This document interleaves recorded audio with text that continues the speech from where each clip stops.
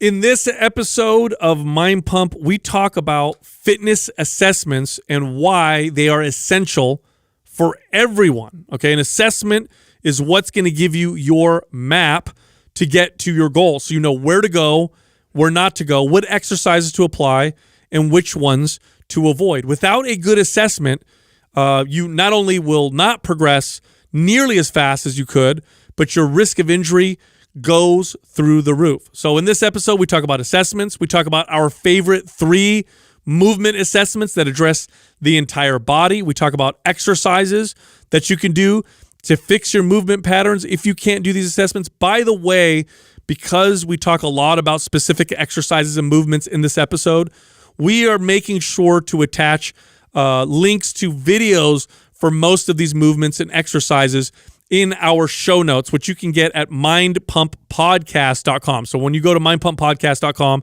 it lists all of our episodes and it lists show notes so you can watch video. So if you hear us talking about, for example, in the episode, we talk about what's called a windmill test, and we explain it and you're thinking, I really need to see what that looks like.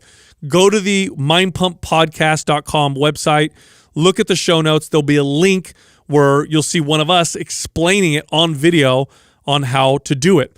Now, if you're a trainer, you definitely should pay attention to this episode. If you're not doing an assessment for your clients, you're doing them a huge disservice. In fact, if you're going virtual right now, like most trainers are because of this lockdown, you definitely should get your hands on the programs MAPS Prime and Prime Pro to really help your clients out. And of course, anybody listening right now, those 2 programs can really help you not only self-assess yourself, but correct muscle imbalances and really set your body in the right motion for better results. Here's the best part.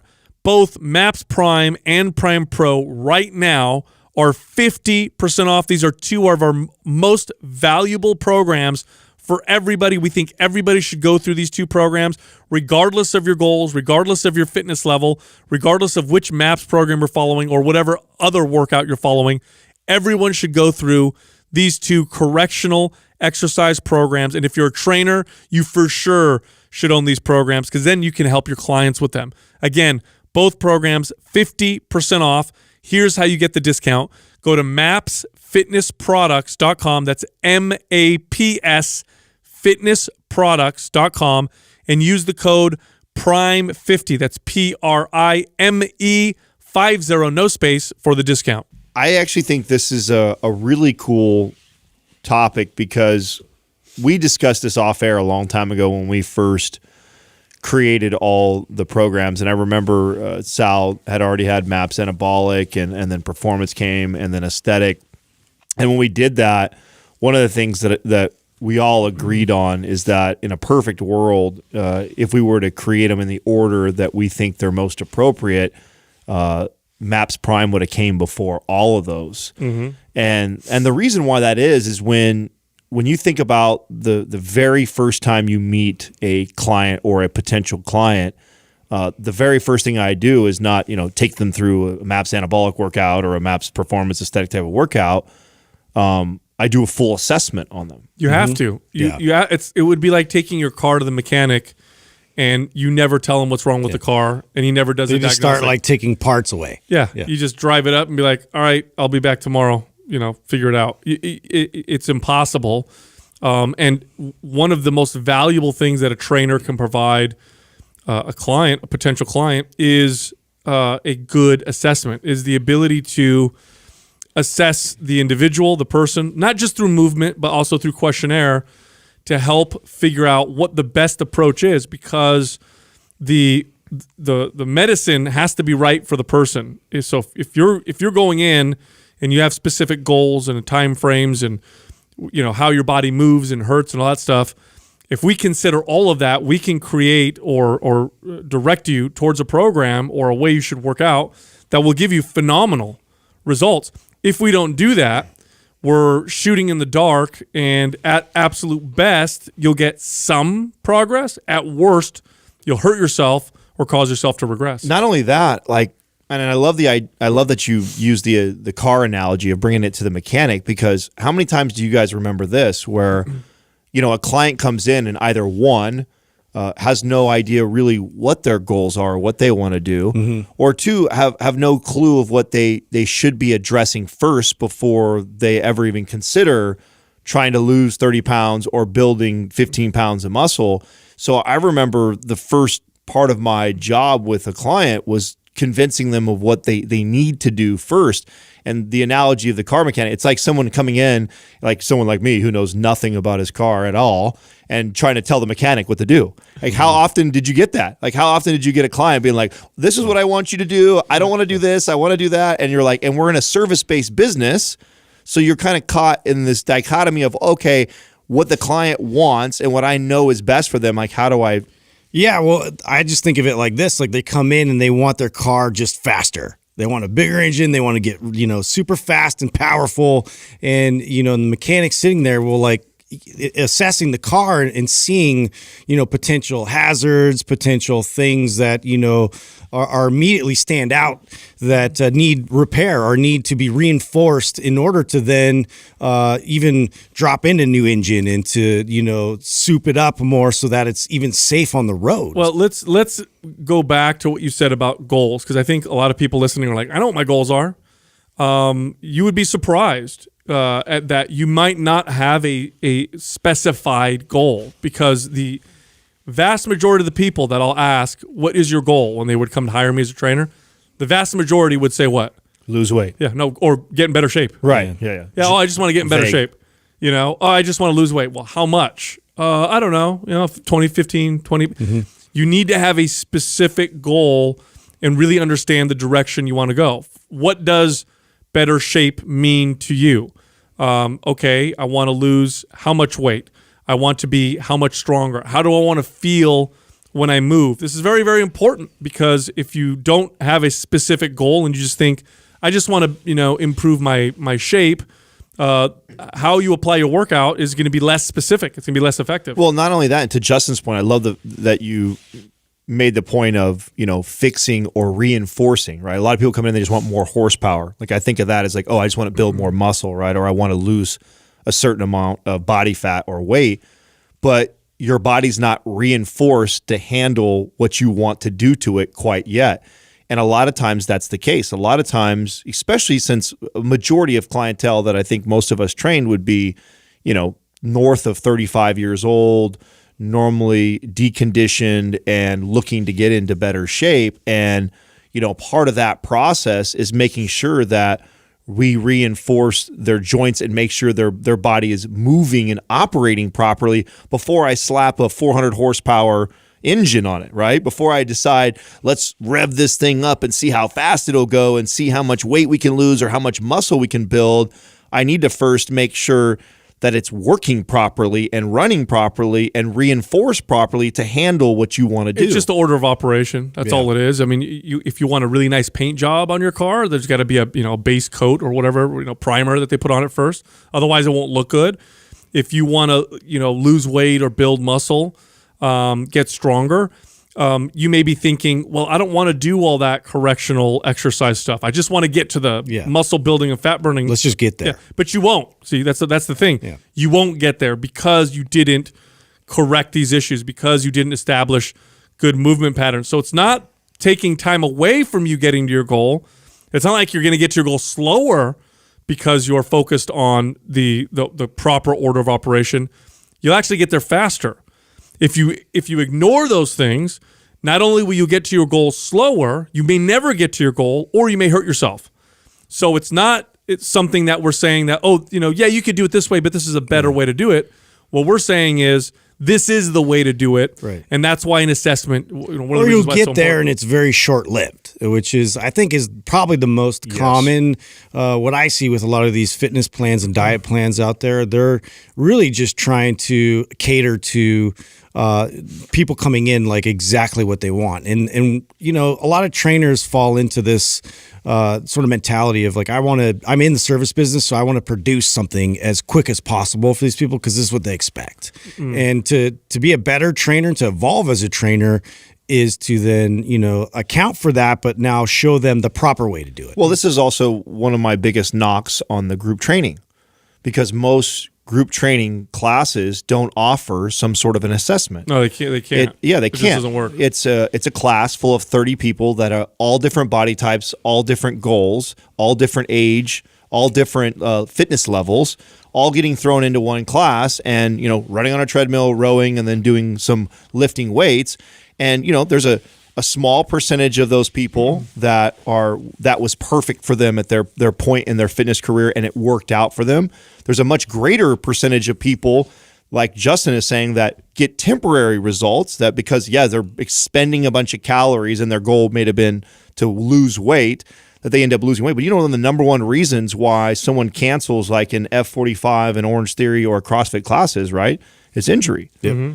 And whether that is a major injury, like when I say injury too, a lot of times people think, I've never heard of someone breaking an ankle or breaking a hip, and in one of these classes, it's normally chronic pain. Yeah, stuff just starts to bother you. Oh, I can't. I got to. I can't do that anymore. My because shoulder knees hurts when I do this. Yeah, now my shoulder's been bothering me. Yeah, So I shin can't do it. splints, shoulder issues, frozen shoulder going on. You got hip problems, bursitis. Like you start to see a lot of this, and what that is, that's an example of somebody who's tried to build all this horsepower, push this vehicle without reinforcing all the other things to support that. And that's one of the biggest problems I have with the group training, because they don't do that. Now that's me picking on group training. You see this too in the virtual world of coaching and training. Mm-hmm. You see a lot of coaches that will, here's your workout. And it's like, okay, wait a second, is that person ready for that workout yet? Or is that the most ideal workout for them? Or could we do something that's less and still achieve just as much results, or do something even better? Yep. A fitness assessment is your map, and you're trying to get to a specific destination. Having a good map is going to get you there faster. You're going to know which routes to take, which routes not to take, and a map is very individualized. It's for you. That's what the assessment does. So some of the questions you want to ask yourself, well, the first one we talked about was what your goal is.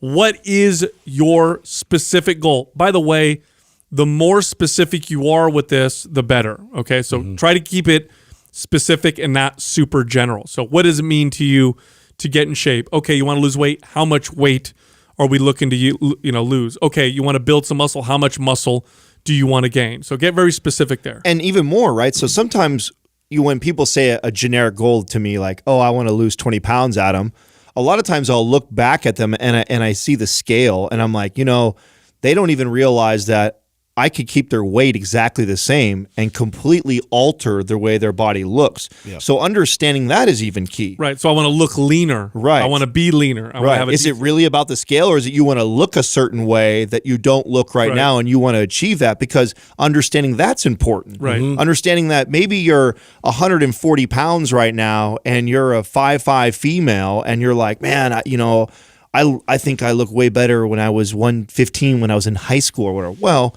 that was your high school weight when you were a kid still. I could take your 140 and you can have an incredible physique. And that seems crazy to you right now because you think, oh my God, I feel so sloppy, or I don't like the way I look. But that's because you have a high body fat percentage. A majority of your weight is right now is more body fat than it is lean tissue. And if we actually build a lot of lean mass on you while we also lose body fat, you may stay about the same on the scale. Right, but you'll look way different. Right. And what people don't realize is specificity is key when it comes to training your body. The more specific you can be about those types of adaptations or things skills or, losing very specific amount of weight or, body fat percentage or, whatever it is, the more specific you can hone in on that, the quicker you're going to get there. The more general you get, the more your general training is going to look. It's going to take a lot longer for you to produce a result. Right. So another good question would be, what is your current level of fitness? This is a very important part to be honest here with yourself. How fit am I right now? Now, if you're not doing anything, then you have a very low fitness level. Now, why is this important? It's important because, again, you want to apply the right amount of exercise. So if I'm going from no activity at all or barely any activity at all, then I don't want to jump into a 4 or 5 day a week workout program. It's just inappropriate. It's not going to produce better results. If anything, it'll produce worse results. So you want to be very, very honest with your current fitness level, because In order to get your body to change, you just got to do a little bit more than that. And that step ladder approach is what will keep your body continuously progressing. It also helps you avoid plateaus. And plateaus are one of the number one reasons why people stop working out. Besides injury, people stop when they get their initial, burst of results, and then nothing else happens. Yeah. Now I'm busting my butt working out. It's insanely frustrating. Super frustrating, but now I've got nothing to show for it. And I've been doing the first 2 months were great. The last 6 months, I've stayed the same. Like, I can't work out more than I've been doing. So if you want to avoid that, you want to apply the appropriate level of intensity and exercise, and that's based on your current honest fitness level. And I think what goes with fitness level really well too is also your current commitment level to how much you can train right now. You got to be real honest with yourself. Yeah, with that one. And normally I tell people whatever you honestly believe you should commit to, you should start with a little less than that even at the beginning. To your point, so we don't hit a plateau. Last thing you want to do is someone say like, okay, I can commit to 4 days a week of training. I mean, if I get the sitter on this day and I do this, like I could make this happen. It'll be tough, but I can make this happen. Like, I don't want to start that person at 4 days a week. I'm going 2 or 3. Right. You don't want to stretch too far out. You want to do something that you literally can do right now. You want to, and add to that. So when you say to yourself, how many days a week can I commit to exercise? Add the following to that sentence: forever. Okay. So how many days a week can I commit to exercise forever? That changes it quite a bit. I used to love doing that. Like, I would ask somebody, how many days a week do you think you commit to exercise? Oh, and they're walking in motivated, they're just signed up at the gym or whatever. Oh, I can do 4 days a week. No. How much do you think you could do for the rest of your life? Oh, what do you mean? Well, something realistic that you can always do no matter what. The number always changes. Oh, I don't know, 2 days a week. Well, guess what we're going to design your routine around? 2 days a week. Right. I want to design a routine around what you think you can be consistent with for the rest of your life, because a consistent program done 2 days a week for years and years and years is going to be far more effective than an inconsistent program that you do 5 days a week because you were super motivated at one point and then afterwards life hit you in the face. And to that point, it's also important to understand any sort of aches or pains or other things that you have going on, because when you build a routine that's around a generic goal, like I just want to build muscle, there's the order of exercise and okay, these are the best compound lifts to build muscle. So but then as soon as someone throws in a new variable like, oh, I have bursitis in my hips, or I have frozen shoulder, or I have low back pain, even though they still have the same goal as the person who said I want to build muscle, their programming now changes. That same person, those two same people, we both want to build 15 pounds of muscle. But this person was more specific with their goals. Well, I also have low back pain and I want to take care of that. It just got a lot more complicated. It did. And not only did it get more complicated, it also changed how I'm going to prescribe exercises. Yeah.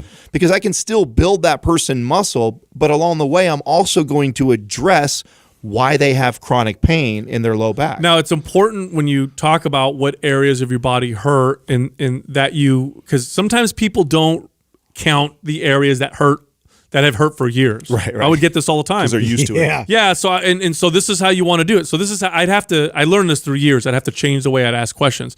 So in my early days of personal training, I would say, do you have any areas of pain in your body? And they'd say, no. I'd be like, cool. And I'd go to the next question.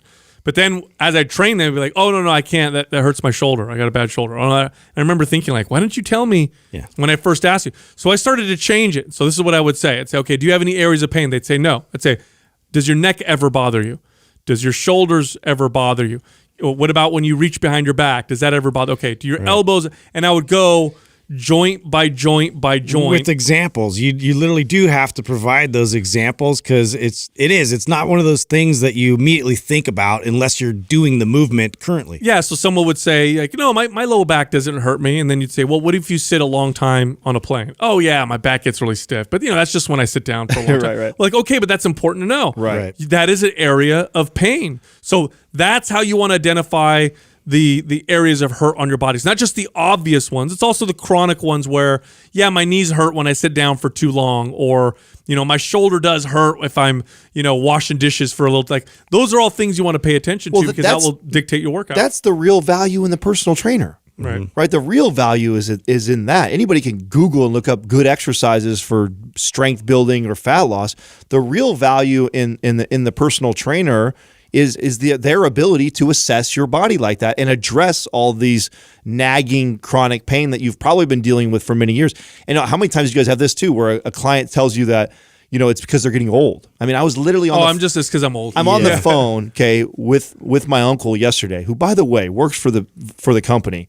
And it's crazy how this it reminds me of how much we have to keep repeating this message that I've got somebody who works for the company, understands everything that we're doing, yet will say things to me like he did on the phone yesterday about his hips, and he's just like, my hips are they're shot, they're done, and they don't. I'm getting old. It's part of getting. You'll see when you get older. It's like, how many times I've heard that? I've been hearing that since I was 20 years old. Just call it in. I'm getting old. You'll see. Yeah, when you get older, you'll see. And let me tell you, I know when I got older, when I got in my 30s, you're right.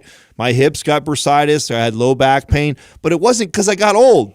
It was because in my early 20s, when I thought I was invincible, I wasn't addressing any of my poor movement patterns. I wasn't going joint by joint and looking at if I had any dysfunction, if I had limited range of motion, and I wasn't addressing it. Therefore, I started to get these aches and pains in my 30s. But luckily, I'm wise enough to know that it isn't because I'm 30 or 35 or 40 that I feel that. It's because I didn't address something in my 20s because I didn't feel it then, and now I feel it. And it's not because you're old. Yeah. It's because you're not addressing something that you want to address first before you even think about. And you may think of those examples right now personally of certain types of movements and things that may stick out right away. Like, oh my God, oh, wait a minute. No, I'm going to feel that in my wrist. Oh no, I'm going to feel that in my shoulder. So you start just naturally avoiding certain types of movements. And then what that does over time is your body just deprioritizes those types of movements. And now I can't do those movements. No, that's a great point. So it's not so much that you're going to identify areas of your body that hurt so you can avoid certain exercises, although that's a part of it at first. The idea is to identify those areas of pain and get them to not hurt anymore so that you can do lots of exercises. So, again, talking about the back, like, oh, my back gets a little tight when I sit for a long time. Okay, so initially we're going to avoid certain exercises, but we're going to address why that happens in the first place. Let's create better movement patterns so that your back doesn't bother you anymore so that you can do all these other exercises. Most pain that people have comes from poor movement patterns. A small percentage of people's pain actually comes from acute injury. So if your knee hurts because you literally smashed it yesterday or hurt your knee, that's different. But if your knee hurts and it's just been hurting and sometimes it bothers me when I do certain things, well, that's chronic pain, and that's usually the result of poor movement patterns. So imagine this for a second. You've got poor movement patterns that kind of cause knee pain every once in a while when you do certain things. What do you think is going to happen to your knee if you just go into a workout without addressing that? It's going to get much worse. And then what ends up happening? You have to stop your workout. You can't do what you were doing before because you've exacerbated a problem because you never corrected it in the first place. And that's where most of the value comes from.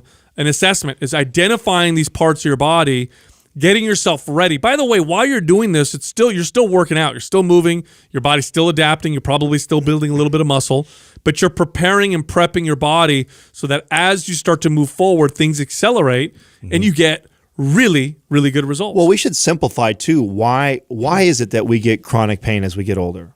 Like, why is it that we all, when I used to sit down as a kid at school all day long, my low back didn't bother me, but now when I sit down in a car or a plane, right? What is it though? It's what we need to understand, or what people need to understand that are listening and trying to figure out, why is it that my knee all of a sudden hurts all the time, or why do my hips bother me all the time? Is the entire body is supposed to work and communicate together. And when we're young and spry and playing and moving in all different planes all the time, we do a really good job of staying very well connected and utilizing the joints through its full range of motion. And as time goes on, like Justin was alluding to earlier, if you don't use it, you lose it. And so when you stop utilizing a joint and moving it through its full range of motion, it says, okay, we don't need to do that anymore. But then you still got to go through your normal daily activity. So what ends up happening is the body starts to figure out how to overcompensate to keep you still doing the things that you have to do, but because you're not training the body and strengthening it to work and speak together, it starts to overcompensate in certain areas. That overcompensation is what we call like overactive muscles or tight muscles. And that tightness or overactiveness ends up pulling and stressing the joints and ligaments. And that's where the chronic pain comes from. Well, so, when you look at joints and how they move, there's an ideal way that they can move, and then there's a less than ideal way that they can move. And you can get away with less than ideal for a while, but over time, it starts to overcome your body's ability to heal from the poor movement, and you start to cause problems. This is why, if you start moving poorly now and you're in your 20s, it might take 5 or 6 years of just basic walking and moving, but eventually you'll start to develop problems. By the way, usually it happens a little sooner than that, but over time you start to cause problems. So if you think of like a sliding glass door, it fits on a track, right? And it slides on the track. If it's off the track just a little bit, it'll still open and close, but over time it starts to chew up that track, it starts to cause problems. And then what are you going to do? You're going to replace the door without ever fixing the fact that it doesn't track properly. You're going to cause that track to get chewed up again. So this is what happens to the body. The body does this over time. So if you don't correct problems and set yourself up well before you get into your workouts, and you just get into your workouts, the odds that you're going to have to modify, and then eventually eliminate exercises, the odds that you may even have to stop working out are significantly higher. Even if you don't ever have to do all that, we know that good movement produces better results than poor movement, even if there's no pain. So a good squat, even if there's, a great squat is going to give you better leg gains, better strength gains, better muscle development in your quads, hamstrings, and glutes than a bad squat, even if both of them don't produce better any pain. movement. You're going to be able to recruit more muscle fibers. I mean, and that's, talk about maximizing your time and efficiency. That's what we all want out of these workouts. We want to do things as specific as possible in order to get a result that we want and not just waste our time. Nobody wants to be in there wasting their time and adding more problems to what you already had pre-existing. So this is such an important thing to consider when coming back in and then wanting to then change your body the correct way. Well, not only do I think that this is one of the most valuable things that a trainer can provide for you, this was also one of my favorite things that brought the three of us together. To this day, I think all of us equally, for sure I am, most proud of the MAPS Prime program because of this, because we all value this part, the assessment portion of training more than anything else that we've ever created or we've ever talked about on the podcast. And the idea of, okay, how do we take our years of experience and what I can give to somebody in person. When I have a person for hours on hours, day after day, and see the way they move, and then change my programming based off of that and address that to help that person. How do I take that knowledge and then put it in a digital form to help the masses? And then how did the three of us all collaborate on that? And that really was the birth of MAPS Prime, which is truly an assessment. It's an assessment that everybody should go through before they get into any sort of a routine.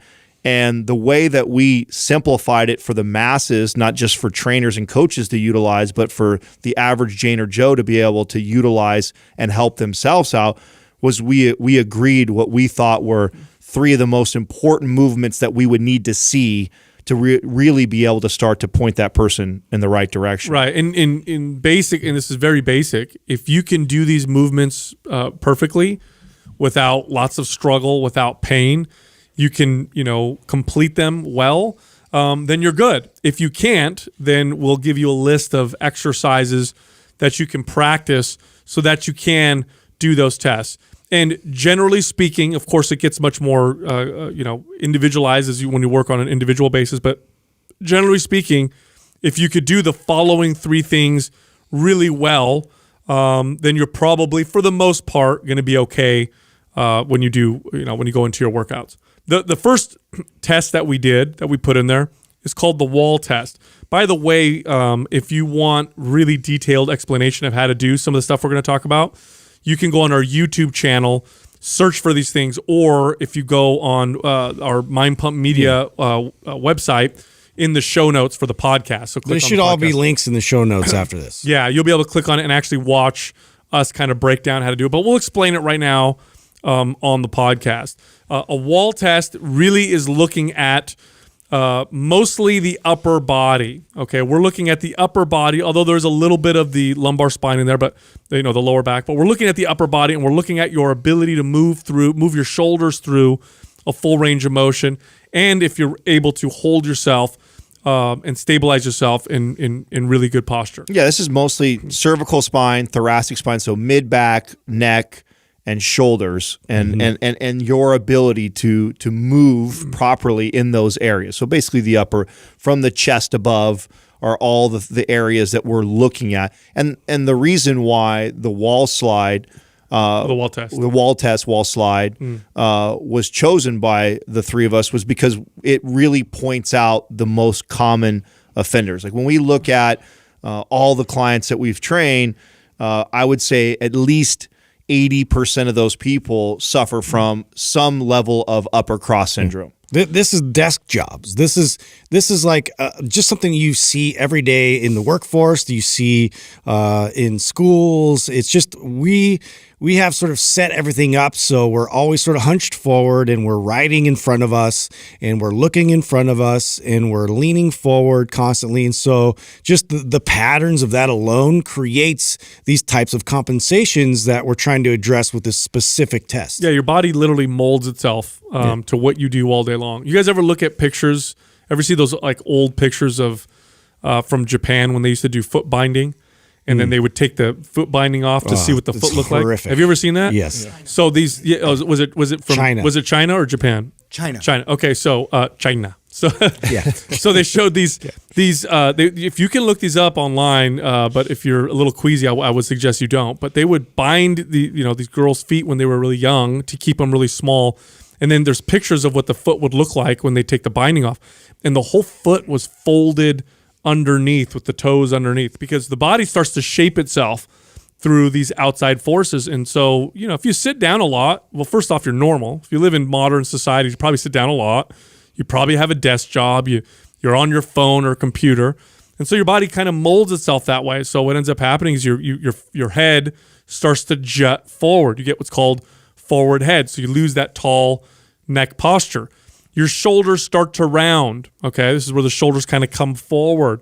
That's a part of your body molding itself to the to the way you're working and sitting all the time.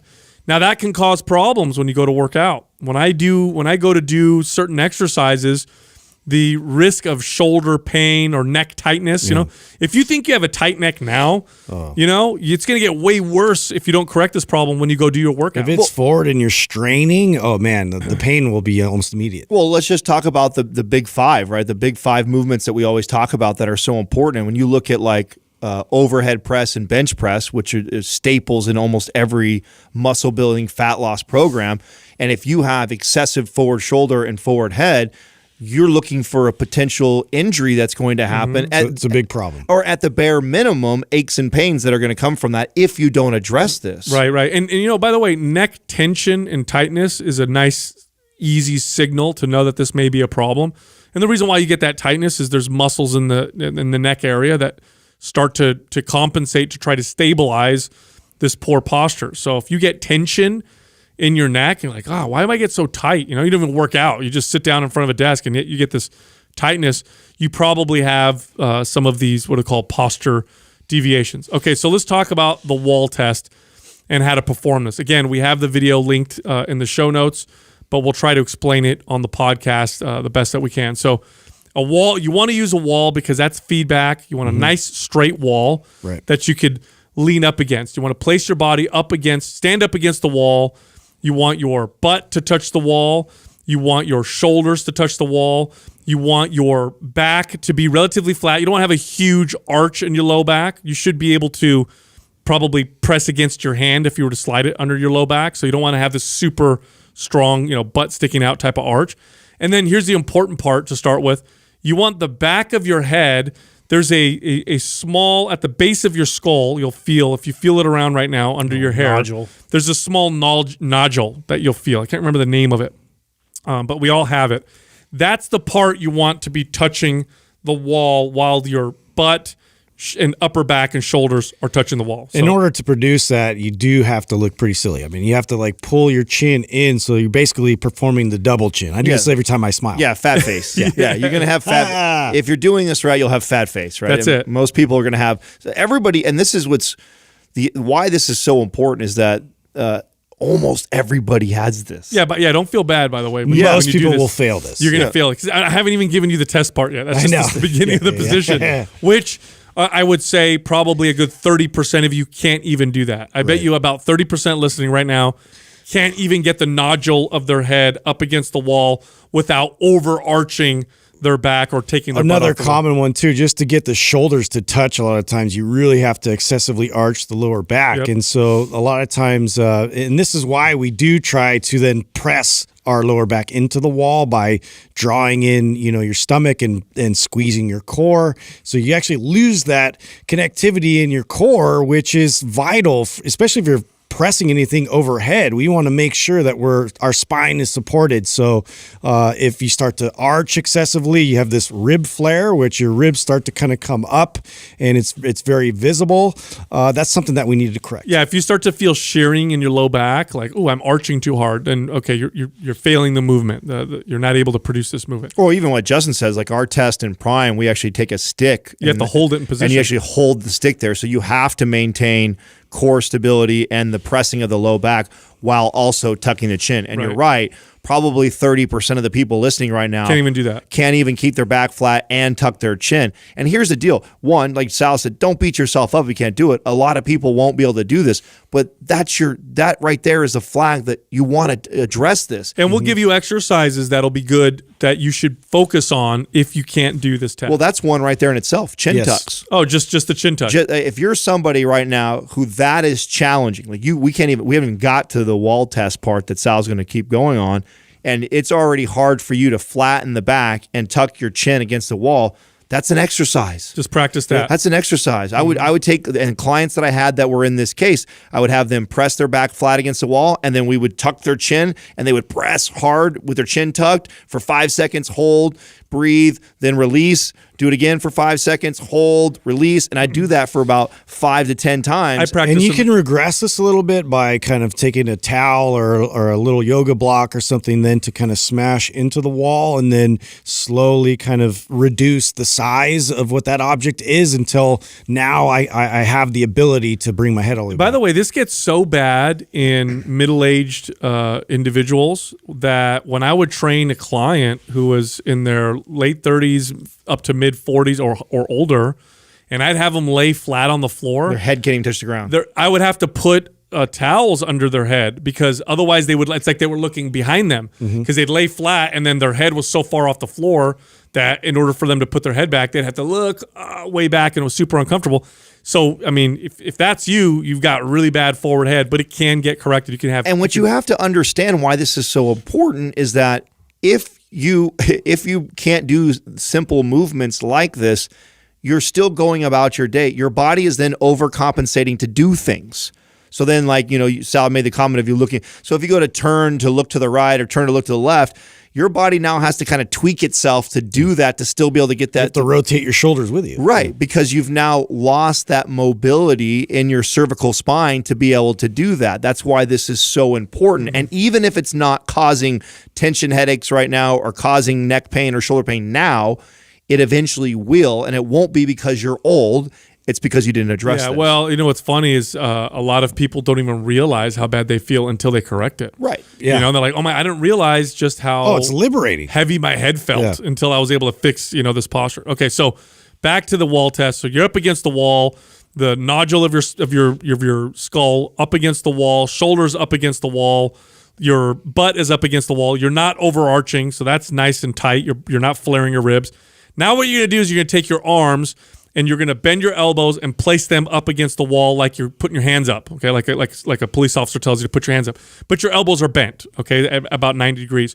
Now, you want your whole arm touching the wall. You want your elbows to touch the wall, and you want the full back of your wrist and hand to touch the wall. Now, a lot of you here aren't even going to be able to do that. You're going to get in this position, and you're going to have to like bend your wrist back just to touch the wall. Fingers can touch, but yeah, your wrists are nowhere near the wall. No, you want everything flat up against the wall while holding the original position that we talked about before. And very common in this. So this is really common. This is a challenge for me.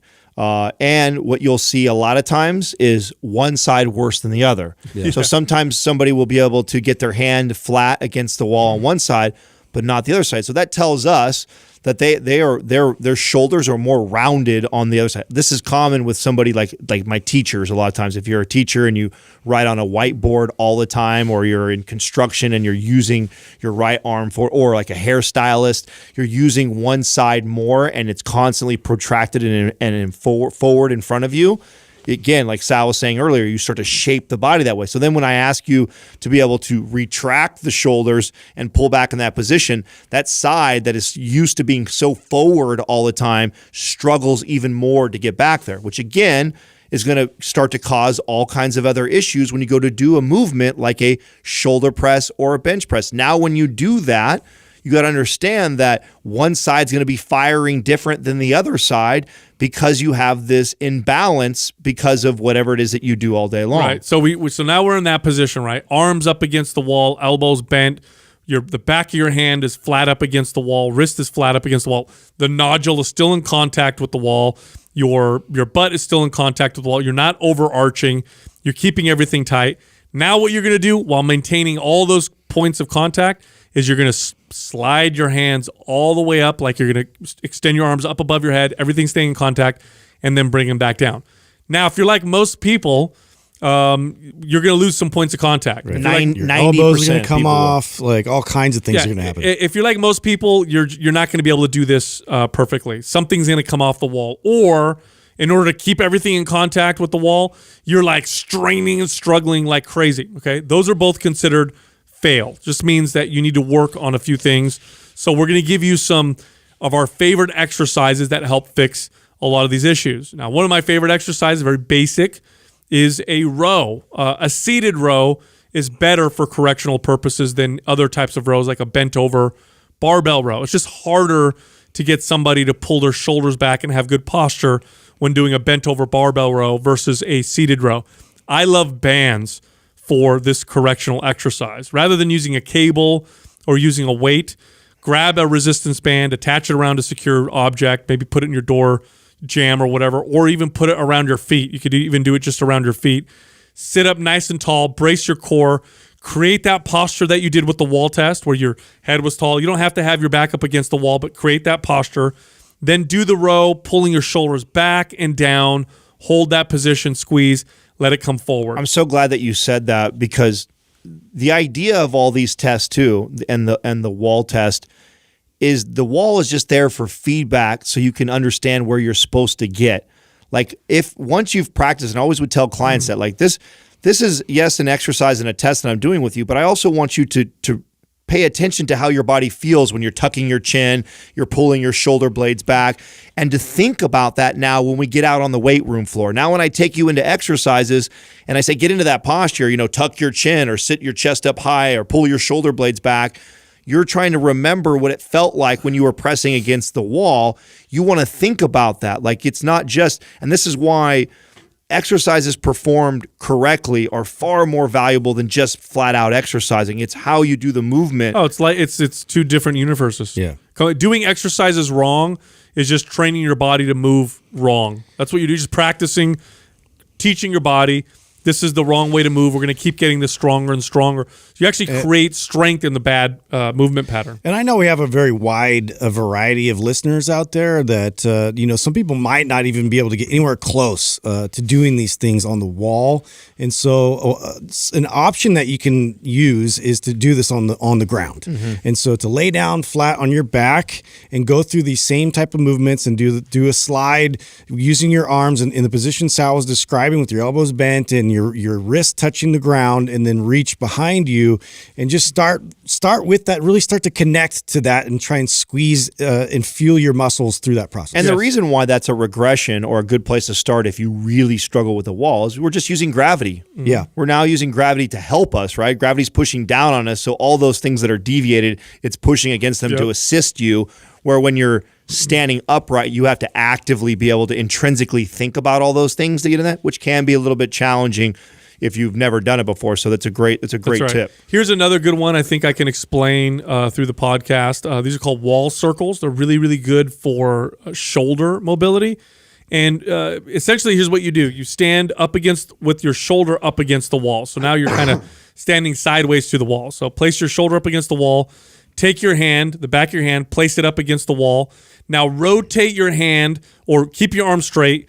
Create like you're creating a big circle with your arm, with the back of your hand up on the wall until you can't go any further. Then turn your hand so that your palm is on the wall and go all the way around and make a complete circle. It's harder done than said. It's a lot easier said than done. Oh, you want to raise your arm nice and slow all the way up till you get to about your ear or so, right? And then you have to turn the hand. Try not to lean away from the wall either, which is going to be something you're going to want to naturally do. So you try and, really concentrate on staying in one place and really connecting to that. And then right when you get past your ear start rotating your wrist, and then you're going to get your palm down and then kind of continue the circle like Sal says. Yes. So my favorite, and we're addressing similar things by doing this, but my favorite move to teach for shoulder mobility like this, and where you're taking it through its full range of motion, like the wall circles, is handcuff with rotation. We have a great video on YouTube. That'll be in the show notes. Handcuff with rotation, same concept. That's what we're trying to do, is work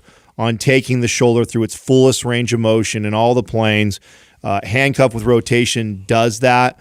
I find it a little bit easier to teach than the wall circles. Most people that I would teach wall circles with, I feel like they have a hard time. Unless you're advanced, you have a hard time understanding the concept of what you need, how you need to keep your body and not deviate. Because anybody move away from the wall. Anybody can stand by a wall and draw circles on the wall. But what you find with the clients is they lean away from the wall, and then they cheat. They rotate their upper body to turn. And the idea is that you are staying in a very fixed position, and we're working on just the shoulder joint, where it's a little, I think, harder to coach to. I think handcuff with rotation is easier for me to coach to, and accomplishes the same concept. That's another great move. Watch the video. We really break it down. Prone Cobra, another great exercise. We have that on great movement on YouTube as well. Really, really good at strengthening the mid back, drawing the shoulders down. You could do it on the floor. You could do it on a physio ball. You could do it on a bench. Great exercise. All right, let's move to the next test that we think is really good. This is it's called a windmill. A little bit more difficult to explain on the podcast, but essentially you're standing with your feet maybe shoulder width or slightly wider than shoulder width apart, and you want one foot slightly forward. So let's pick your left, for example. Left foot a little bit further forward than your right foot. And now what you want to do essentially is you want to reach down with your right arm totally straight, so you're touching the floor, and then reach up with your right arm straight up into the sky. So left arm is touching the floor, right arm is pointed up at the sky, and you want to create a perfect line. So yes, you are not only bent over, but you're also twisted so that your arms create a perfect line while keeping your feet planted. Way harder than it sounds. Right. So as you have the staggered stance, so one way I like to look at it is I have my toes on my right foot. If my left foot's slightly forward, my toes line up with my left ankle. And so now I'm in a staggered stance. I'm upright. I'm going to raise my arm up to my ear, and my palm is going to be facing, inside towards my ear. And then I'm going to look up at my hand. And so once I look up at my hand, now I'm going to start to slide my hips back and rotate my hand, and that's going to create that rotation in my back that we're looking for.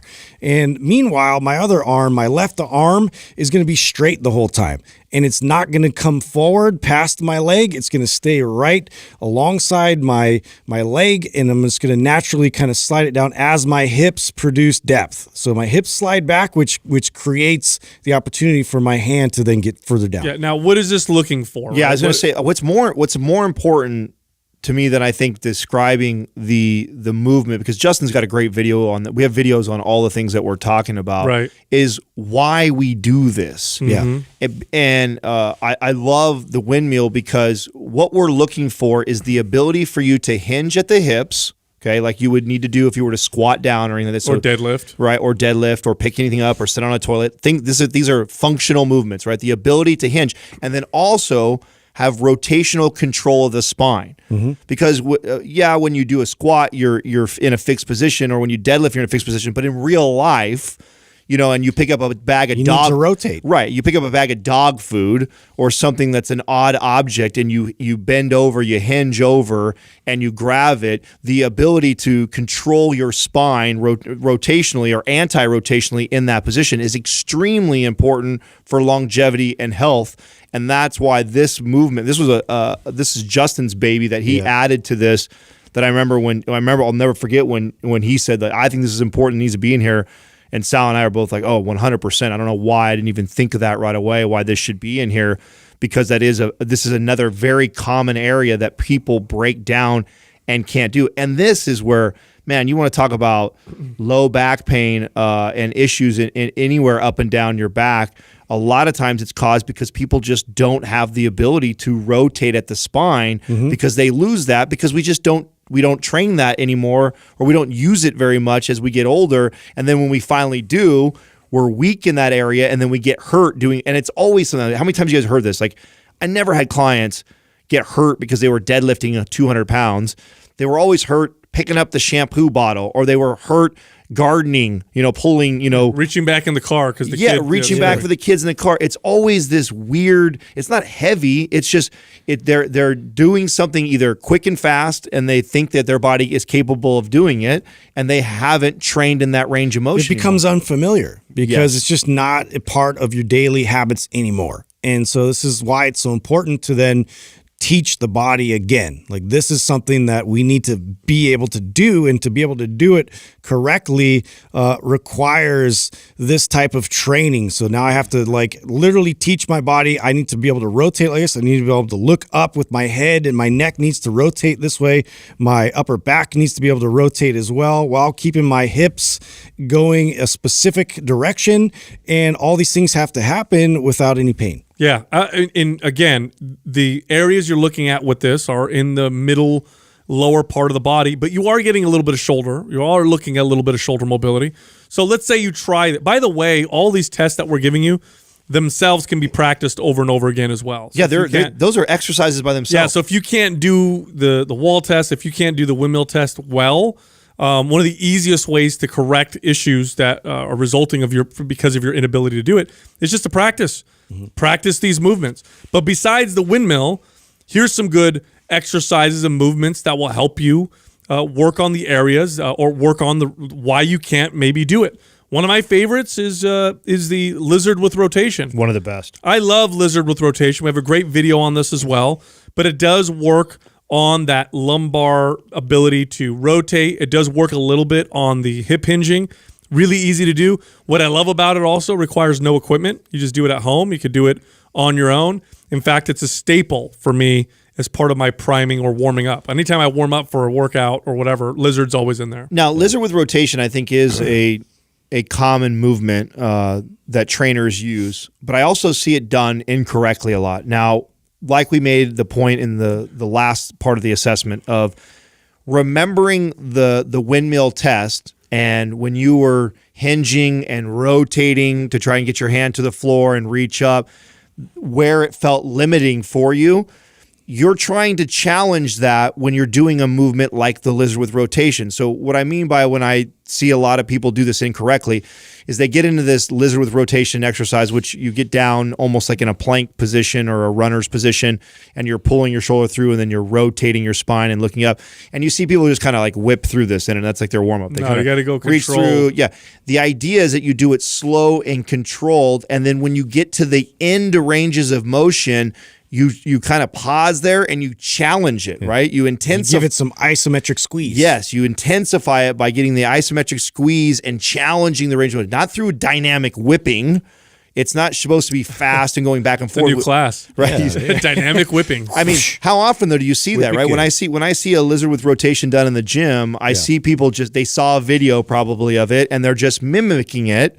When you do it, the intent of how you do it is the most important part. Otherwise, you're not really working on where the dysfunction and the breakdown is. The dysfunction, the breakdown normally with the windmill is the inability for you to rotate the thoracic and lumbar spine and rotate around like that. So then when I'm doing the lizard with rotation, I'm challenging the end ranges of motion and intensifying, like Justin said, and then coming back through and then challenging it again each time. So another thing, I had like issues with being able to access like my thoracic spine and be able to flex, extend, and do these things and manipulate it a certain way. And so cat-cow was a drill that I would do constantly to really try to. I love cat-cow. Yeah, to gain control of that again. And I think that a lot of people don't realize, like, and that's again, it's just addresses a lot of other issues as well. Whether like you have, if your shoulders are too protruded forward, that this is all going to be compensations that we're addressing too that affect your upper back and in your thoracic area that now you don't have access and movement that you should. Yeah, one of the reasons why I like cat-cow so much is almost anybody can do it. It's like one of the easiest ways you can work on some of this mobility with. Like I could do this with old people who have bad mobility. I'd have them on their hands and knees on a soft surface and have them practice rounding their back and then have them practice letting it sink in and arch, and they would just go back and forth. It's something most people can do. Well, and it's really all we're doing is we're trying to regain control of your spine. Mm-hmm. And when you're doing something like cat-cow, you're like actually doing it at each vertebrae, right? You're trying to articulate that in and out or up and down in this case, which is why too I like things like bird dog, right? Bird dog is another one of those movements similar to cat-cow. Seems really basic when you see somebody doing it. All about the intent though. Right. That's I think the takeaway from this conversation today is like, I'm guilty of this as a trainer. I remember as a trainer when I first learned all this stuff, like I think I had a surface level understanding of, these are important movements I should have clients do. And I teach them and just kind of let them do it. Mm-hmm. And they're so simple that if you don't move slowly and work on the intent of it and make them challenging, you're not really doing much work, if that makes sense, mm-hmm. right? Yep. If you just get under and you do cat-cow or bird dog and you're just kind of whipping through it, or lizard with rotation, and you're just kind of whipping through the movements. You get like 10% of the benefits. Right. You'll get a very, very minimal amount of benefit. Sure, it'll help you stay at least that mobile to where you can continue to do that. So it's not bad that you're doing that. But the max benefits are going to come from like really paying attention to the detail of the movement and really trying to articulate the spine and stay in control and challenge the end ranges of motion. Not let things rotate, be able to really like keep bracing and holding things in place that need to stay in place. So all those things matter. And so if you slow down and focus in on all those little cues and things that your body just naturally kind of falls into, you stop that momentum of just letting your body control you. That's it. 2 more exercises you could look up on our channel: thread the needle and supine scorpions. I believe they're both on there. I know thread the needle is for sure. Yeah. Those are also movements that you can work on if doing a windmill you find difficult or you just can't do it perfectly. The last one, this is a staple in any assessment I've ever almost any assessment I've ever seen, because when you look at assessments that trainers and coaches do, there tends to be some variety in different versions, and they can do that because they're watching the client in person. But one always pops up because this tells you a lot about your body's mobility, and that's a squat. Mm-hmm. This is a squat test. Now, there's a couple ways you can do this. The real basic way to do it is just to try to go down in a squat and look for a few different things. But if you really want to have a little bit more detail, here's what I recommend. Get a broomstick, place it on your low back by holding it with your arm, and you want it to be touching your tailbone, you want it to be touching the mid-back, and you want it to be touching the back of your head, and hopefully it's the nodule in the back of your skull. The video that I have on my Instagram right now, which will be the last video, like I won't post anything between now and this video being live, is that. Okay, perfect. I don't know if you've seen that or not. It's actually a picture of me holding the stick on those 3 points of contact on my Instagram page. So if you want to see what you're talking about. Good. And now when you're holding that stick there, now you want to get your feet a little wider than shoulder width, and you want to do a full squat. Go down as low as you can comfortably and look for a few different things. Did those points of contact come off the stick? Did your heels come off the floor? Did your knees cave in? These are all real common issues that people tend to Did see. you shift to one side or the other? Are you leaning to one side or the other? These are things that people tend to see, or issues that they tend to see when they do a squat test. And if you see any of these issues, then you definitely want to work on fixing those problems. Now, one of the most common issues that you see with this is someone can't squat without their heels coming off the floor, or their feet will turn out really, really far and their ankles will cave in. It's kind of a similar problem. It's because you have really, really tight calves. You have poor ankle mobility.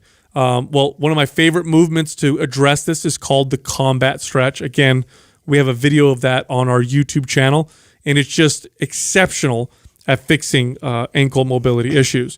What about when your knees cave in? My knees like to cave in all the time. Well, one of the best ways to fix that, if you don't want to use any equipment or anything, is to squat slowly while pushing your knees out. If you need some feedback, you can tie something around your legs, like a rubber band or something like that.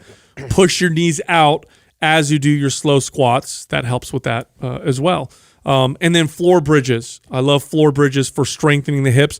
Some people, when they squat, one of the reasons why their heels come off the floor is they're not able to sit back properly. They can't activate the glutes. Floor bridges really helps to activate that. Anything I'm missing? Well, yeah. When you talk also too about the knees collapsing, the rubber band is one thing. This is also where a lot of times when the knees collapse like that is just your inability to internally and externally rotate the hips really well. This is very, very common. This is also connected to a lot of times when people have bursitis in their hips like I did, right? So because I lack the ability to internally, externally rotate the hip to its fullest capacity, and then I still was squatting, all of a sudden I get this like sharp, like feels like pain, like someone's sticking a knife in my hip. That's the bursitis sacs that I'm feeling that hurts like that. And the reason why I'm getting that is because I'm still performing exercises, but I'm not addressing my inability to rotate my hips like I should. And a lot of times you see that expressed in the knees collapsing too. So one of the best things that you can do, and for sure been game changer, life changer for myself, has been the 90-90 variations. And when you're and we have lots of good videos on the 90-90 and the variations around them. And when you get good at being able to internally, externally rotate the hips, it opens up that whole hip complex, allows you to get down into the deep squat without overcompensating, and will lead. A lot of times, this is also what's connected to low back pain. A lot of times people think low back pain is like, oh, I have my low back hurts, so something's wrong in the low back area specifically. A lot of times it's related to the whole hip complex because it's all connected, and because the hip complex is so tight, it's pulling on the low back area, and that tightness is coming from the inability to rotate the hips very well. Right. So, and also being able to stabilize your spine properly throughout this entire process too. And the 90-90 it will expose that almost immediately, just sitting in that position, because now it's just about your torso standing as upright as possible and as vertical as possible while your hips are in that position, internal and external rotational position. And so to be able to then brace properly and then keep your upper body from falling to one side or the other, you're going to be able to really expose that and work on that. Right. So remember, when you do a good assessment of yourself, you ask yourself the right questions, you do some of these movements, and you can identify some of these problems. Now your workout becomes correcting those issues. That's how you start your workout. You work, and by the way, it's a workout. You're still strengthening your body. You're still building a little bit of muscle. You're still burning some calories. And then once you go through the process of doing this, and you find that over time, wow, I can do the wall test now, and I feel relatively comfortable. Wow, I could do the windmill test, and I'm starting to feel comfortable. Wow, I can do a squat. Now you can start to progress your body into heavier and harder movements. But for the time being, a lot of your exercise should be focused on correcting a lot of these issues. Now, if you want something more specific, if you want more coaching, because I know this can be a little bit complex, although we have a lot of free videos on YouTube, and I think if you practice these tests, even just practice these tests on their own, you'll benefit greatly. You could try one of our programs, MAPS Prime and MAPS Prime Pro. A lot of people ask what's the difference between the two. MAPS Prime has the general assessments that we talked about, and it really teaches you how to get your body primed and warmed up for your workout. So what does that mean? That means let's say you fail the windmill test. Let's say the windmill test is the most difficult thing for you. Well, MAPS Prime will show you what you need to do because that's what you failed before you get into your regular workout. So let's say you're following a MAPS Anywhere, then you would do the specific MAPS Prime movements for you to get your body ready for your MAPS Anywhere workouts. That's just an example. And really, it can be any workout that you do. Now, MAPS Prime Pro, it breaks down every single joint. It's much more specific, much more correctional. You can look at the ankles, you can look at the hips, you can look at your wrists, you can look at your spine from the lumbar all the way up to your more neck, especially all that specific, stuff. yeah. All very, very correctional. And here's the cool thing about correctional exercise. It requires almost or no equipment. In fact, most of the best correctional exercise movements involve no equipment whatsoever. And here's the other key. Correctional exercises are best done very frequently. You're better off practicing them throughout the day. So rather than doing like 2 1-hour correctional exercise workouts a week, every other hour, spend 5 minutes picking one movement and practicing it. That will give you better, faster results, because what you're trying to do with correctional exercise is create new recruitment patterns and to correct the old bad recruitment patterns. Now, here's the best part. Both MAPS Prime and Prime Pro are 50% off, so we put them both half off. So if you're interested, now's a great time to enroll. You can go to mapsfitnessproducts.com, so MAPS fitnessproducts.com. Use the code PRIME50 for the 50% off discount, both programs. PRIME50 is PRIME50, the number 50, no space, and input that for the discount.